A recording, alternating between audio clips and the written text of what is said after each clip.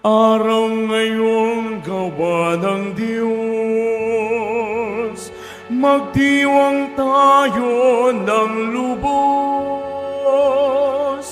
purihin ang manunubos.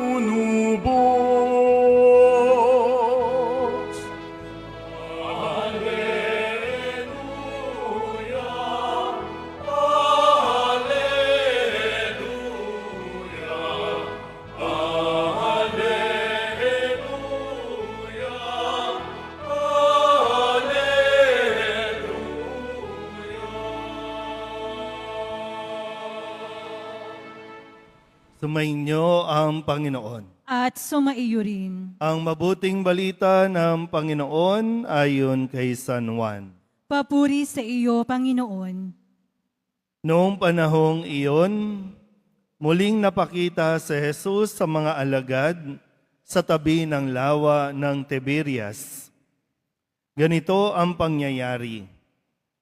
Magkakasama sina Simon Pedro, Tomas na tinaguriang kambal, Natanael na taga-Kana, Galilea, at mga anak ni Zebedeo, at 2 alagad. Sinabi sa kanila ni Simon Pedro, "Mangingisda ako." "Sasama kami," wika nila. Umalis sila at lumulan sa bangka, subalit walang nahuli ng gabing iyon. Nang magbubukang liwayway na, tumayo si Jesus sa pampang, subalit hindi siya nakilala ng mga alagad. Sinabi niya, "Mga anak, mayroon ba kayong huli?" "Wala po," tugon nila. "Ihulog ninyo ang lambat sa gawing kanan ng bangka at makakahuli kayo," sabi ni Jesus.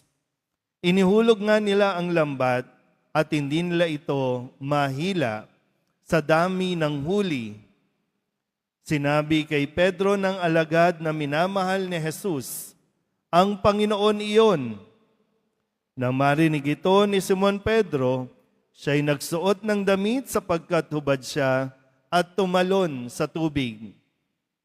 Ang kasama niyang mga alagad ay sumapit sa pampang, sakay ng munting bangka, hila-hila ang lambat na puno ng isda. Hindi sila gaanong kalayuan sa pangpang, mga 90 metro lamang. Pag-ahon nila sa pangpang, ay nakakita sila roon ng mga baga na may isdang nakaihaw at ilang tinapay.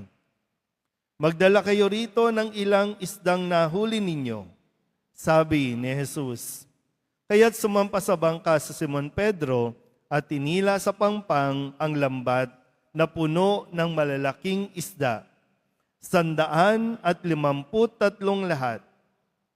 Hindi napunit ang lambat, kahit gaano karami ang isda. "Halika kayo at mag-almusal tayo," sabi ni Jesus.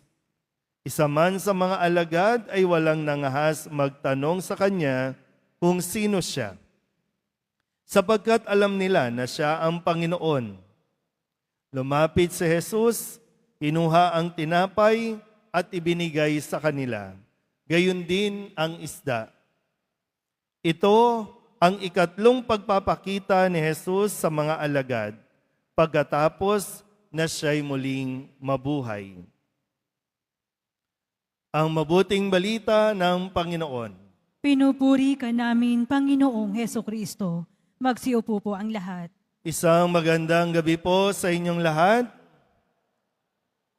Happy Easter po sa ating lahat. Palapakan natin ang Pong Jesus Nazareno. Ngayon po ay Biyernes at tayo po ay nasa loob ng 8 araw na pagdiriwang ng Pasko ng muling pagkabuhay. Hindi lang po ito natapos nung linggo o nung salubong, kundi mayroon tayong tinatawag na octave. At pag sinabing octave, 8 araw na talagang pagninilayan natin muna ang kanyang muling pagkabuhay. Hindi naman agad-agad parang natatapos na, kundi yung paanyaya ay pagnilayan pa natin ng mabuti at unawaing mabuti ang mga mensahe na ibinibigay sa atin ng diwa ng kanyang muling pagkabuhay. So natunghayan po ninyo kung paano naging ganyan ang itsura ng Poong Nazareno ng kanyang pasanin ng krus at nang siya ay ipako at doon nang siya ay muling mabuhay. Sabihin nyo nga sa katabi ninyo, mabuhay ka naman.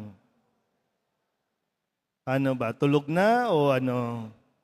Pero meron kasing marami sa atin minsan, buhay ka pero hindi ka nabubuhay. Buhay ka pero malungkot. Buhay ka pero ang dami mong alalahanin. Buhay ka pero wala kang sigla. Kaya nawa, no? Namnamin natin mabuti, si Kristo hindi na natili sa kahirapan. Si Kristo hindi na natili sa libingan. Si Kristo ay muling nabuhay at siya ay nagbibigay ng buhay. Kaya nga sa ating ebanghelyo, nawa makita natin yung aral. Ang sabi dito, ito yung pangatlong araw o ikatlong beses ng pagpapakita ng Poong Jesus Nazareno. Ikatlo na. Pero, dito nga po, halimbawa lang, kung nagsimba kayo, kahapon, ang ebanghelyo, nagpakita si Jesus sa kanila. Nasusundan po ba? Habang sila po ay nasa isang silid, biglang lumitaw si Kristo, ang bati niya, sumainyo ang kapayapaan, nakipag-ayos. Tapos, kinabukasan, eto ngayon sila Simon Pedro, kasama ang iba pang mga alagad, ang sabi ni Pedro, mangingisda ako. Sabihin nyo nga po, mangingisda. Dalawang kahulugan yan. Pag sinabing mangingisda ako, para bang ipinapakilala ni Pedro, siya ay mangingisda. Tama ba? At kung aalalahanin mo, nung tinawag ni Jesus si Pedro, siya ay mangingisda. So tinawag ni Jesus at tumigil sa pangingisda si Pedro. Nakakasunod po? Yan. O kaya naman pwedeng sabihin ni Pedro, mangingisda ako, ibig sabihin, babalik ako sa trabaho ko. Kung ano yung gawain ko noon. Nakakasunod? Yan. O ngayon, ibabalik ko ulit. Pasko ng pagkabuhay. Nabuhay na si Kristo. Bakit babalik si Pedro at ang mga alagad sa kung sino sila dati at sa kung ano ang kanilang ginagawa dati? Ang bilin ni Kristo, pag wala na siya, kayo ang magiging mamamalakaya ng mga tao. Hindi na kayo mangingisda, hindi na kayo mangingisda ng mga isda, kundi ng mga tao. Nakakasunod pa. Makatulog na naman. Okay. Kaya po, magandang mapagnilayan natin.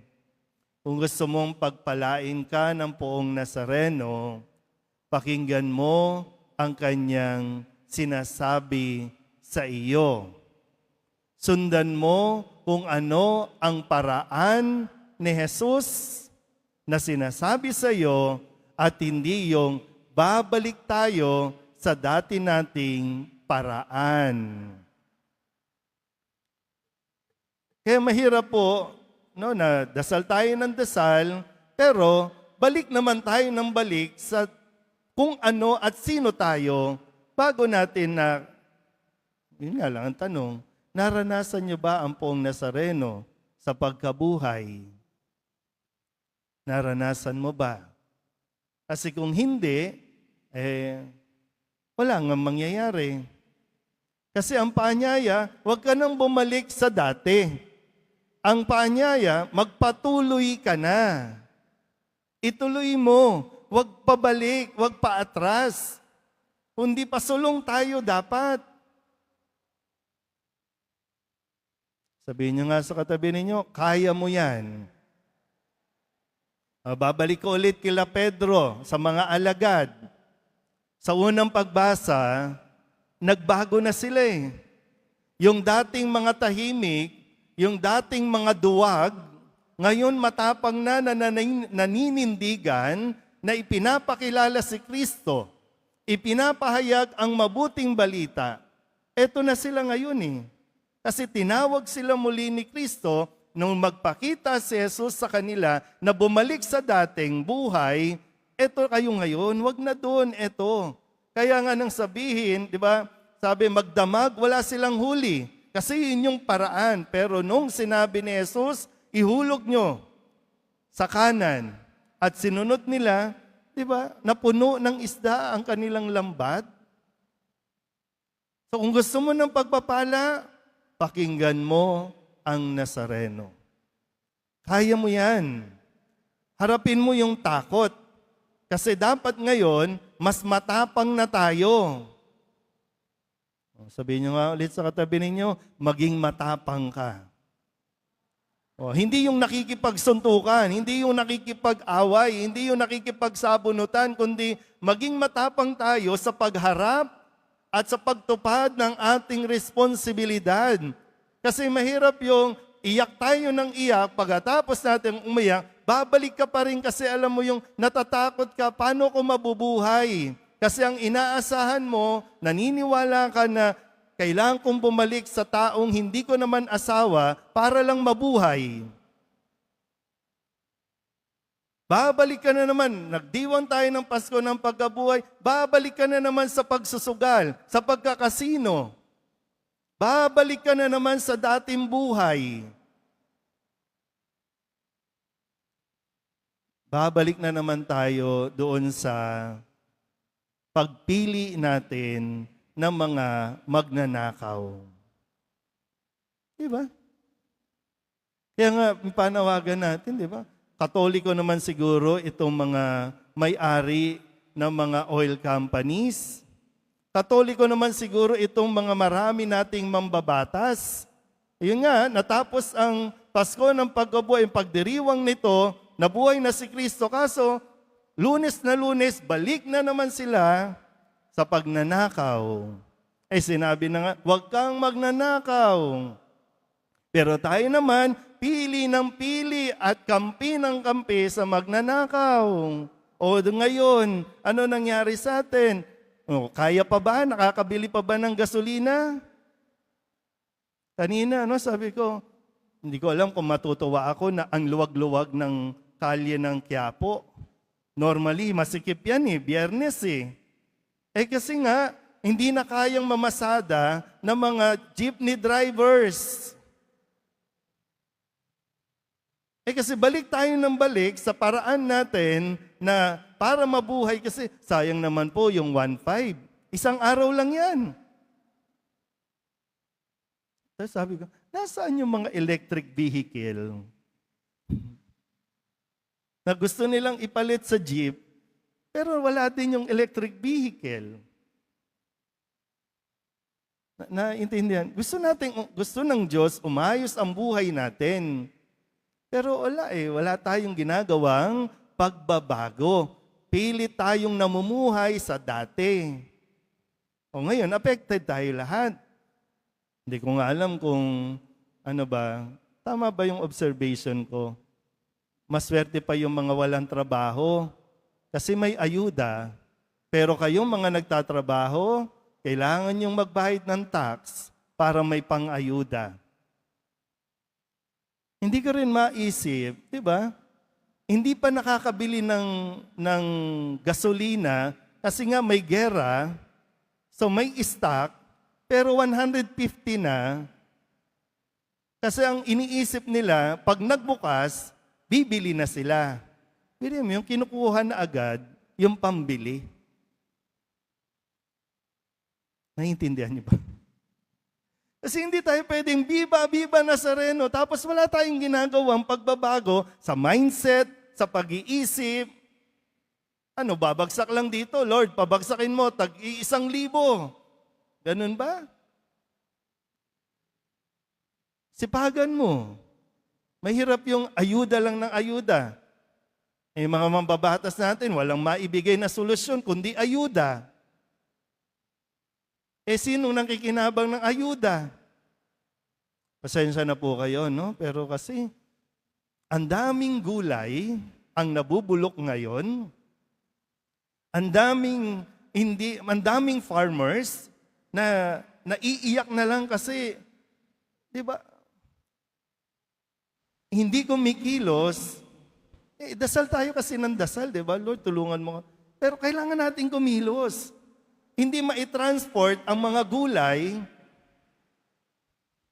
May mga solusyon. Hindi ko alam, no? Pero, hindi ko alam kung ano, nagkukonsabahan ba? May conspiracy ba? Na sisingil na ang mga oil companies para may maibigay sa mga politikong tatakbo sa 2028? Ngayon pa lang kasi, di ba? Sana na, magising naman kasi tayo mga deboto. Dasal tayo ng dasal pero ayaw nating kumilos. Sasabihin na, wala tayong makain.